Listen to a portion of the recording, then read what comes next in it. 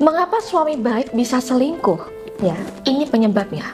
Assalamualaikum warahmatullahi wabarakatuh, para bunda yang semoga dirahmati Allah. Ya, pastinya bunda bertanya-tanya ya, kenapa mbak suami yang terlihat baik, perhatian dengan anak, dia penyayang dan royal, kok masih aja tetap bisa selingkuh? Nah, di sini saya akan bongkar semuanya, Bun.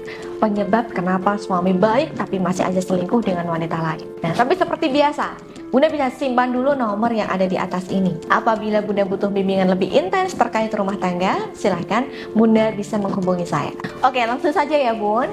Jadi, mengapa suami baik bisa terjebak dalam perilaku selingkuh? Salah satu penyebab utamanya adalah ketidakpuasan dalam hubungan. Ya, bisa jadi ada kebutuhan emosional atau fisik yang tidak terpenuhi, dan ini membuat suami mencari-cari kepuasan di luar hubungan mereka. Ya, faktor lainnya bisa berasal dari masalah internal suami itu sendiri, seperti kurangnya kepercayaan atau kebutuhan akan validasi dari pihak lain. Nah, sebagai contoh nih, suami ini merasa insecure dengan penghasilan istri yang lebih tinggi. Makanya dia mencari validasi pada wanita lain yang penghasilannya ini jauh di bawah istrinya. Nah, peran faktor eksternal juga tidak bisa diabaikan. Misalnya, didukung oleh teman sepergaulan untuk mencicipi hal negatif atau kesempatan yang muncul secara tiba-tiba. Karena si suami ini sering scroll sosmed yang gak wajar. Nah, maksudnya nggak wajar tuh gimana sih mbak? Oke, semisal Bun, ketika di rumah lagi quality time dengan istri, suami malah fokus lihat foto wanita seksi di berandanya. Ketika suami berada di situasi di mana godaan lebih mudah diakses, maka peluang untuk selingkuh pun ini juga makin besar. Ingat, awal mula selingkuh itu bukan dari pertemuan, tapi dari niat dan kekosongan batin dalam diri suami. Nah, kalau sudah seperti ini, bagaimana cara mengatasinya? Nah, yang pertama, kalau suami selingkuh karena dia harus validasi, maka ketika penghasilan Bunda jauh lebih tinggi dari suami, Bunda tetap terima berapapun nominal yang diberikan suami. Ya, mungkin selama ini Bunda menolak pemberian suami. Ya, sekalipun maksud Bunda bukan untuk menyepelekan suami ya. Saya yakin Bunda gak seperti itu. Tapi Bunda lebih menunjukkan rasa iba pada suami. Nah, sebagai contoh nih, mendingan uangnya ini dipakai buat anak-anak aja ya, daripada buat beliin tas mama.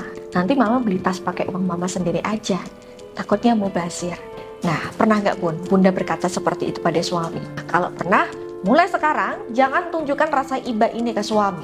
Justru rasa iba yang Bunda sampaikan malah akan semakin membuat suami ini merasa insecure dengan Bunda. Nah, kemudian yang kedua, kalau suami selingkuhnya karena faktor lain, seperti teman pergaulan, pengaruh pelakor, dan sebagainya, maka Bunda butuh dorongan secara spiritual untuk mengembalikan kesetiaan suami secara halus. Nah, karena sepengalaman dari kasus-kasus klien saya, Bun, nasihat aja itu gak cukup.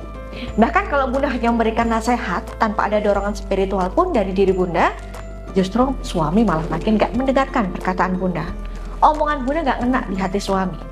Nah, maka itu, untuk membolak-balikan hati suami Bunda, Bunda butuh kuasanya Allah. Nah, dengan cara bagaimana Mbak?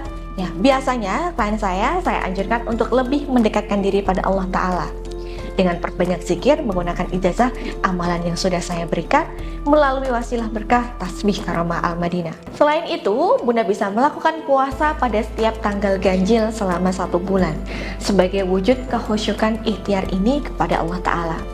Dan saya anjurkan untuk terus istiqomah pelan-pelan apapun hasilnya, agar pengaruh negatif dari pelakor segera luntur dalam diri suami, dan suami kembali luluh dengan klien saya. Nah, buat para bunda nih yang mengalami kasus yang serupa, Bunda jangan berkecil hati. Insya Allah suami masih bisa diikhtiarkan. Jika Bunda mau dibimbing secara lahir maupun spiritual seperti kebanyakan klien saya, Bunda bisa menghubungi saya sekarang. Oke, saya kira cukup. Semoga ilmu yang saya sampaikan bisa bermanfaat untuk rumah tangga Bunda ke depannya. Saya Mbak Novi, saya pamit mohon undur diri. Akhirul kalam wabillahi taufiq wal hidayah. Wassalamualaikum warahmatullahi wabarakatuh.